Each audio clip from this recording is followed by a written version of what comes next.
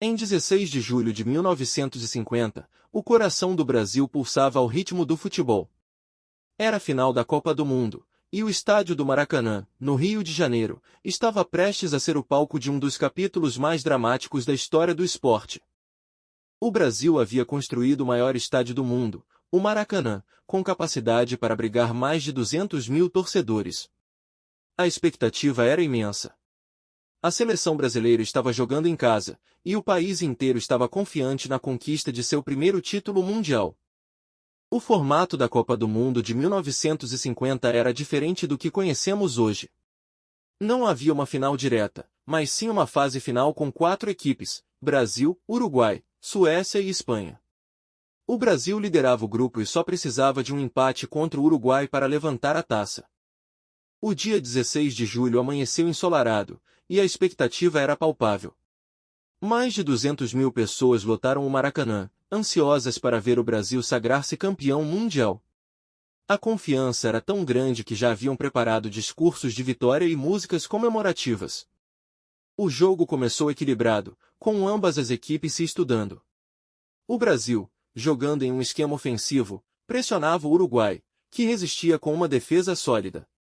O primeiro tempo terminou 0-0, aumentando a tensão nas arquibancadas. No início do segundo tempo, o Brasil finalmente conseguiu furar a defesa uruguaia.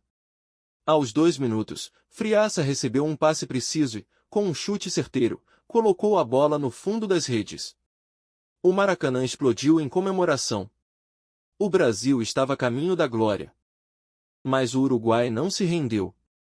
Liderados pelo capitão Obdulio Varela, os uruguaios mantiveram a calma e começaram a pressionar o Brasil. Aos 66 minutos, Juan Alberto Sefiafino empatou o jogo, calando momentaneamente a torcida brasileira. Com o empate, o Brasil ainda era campeão. Mas a confiança havia sido abalada. Aos 79 minutos, o golpe final veio. Alcides de Guia, em uma jogada rápida pela direita, avançou em direção ao gol brasileiro. Com um chute preciso, marcou o gol da virada. O Maracanã, que minutos antes estava em êxtase, mergulhou em um silêncio sepulcral. Foi um momento que ninguém poderia esquecer. Os torcedores, atônitos, viam o sonho do título escapar de suas mãos. O apito final selou a derrota brasileira. Uruguai 2, Brasil 1. O Uruguai conquistava seu segundo título mundial. A derrota teve um impacto profundo no Brasil. O goleiro Barbosa, injustamente responsabilizado, carregou o estigma do jogo por toda a vida. Aquele dia ficou marcado como Maracanazo, uma ferida aberta na história do futebol brasileiro. Para o Uruguai, foi um triunfo heróico, um feito celebrado até hoje. Para o Brasil, uma lição dolorosa, mas que também serviu de combustível para futuras conquistas.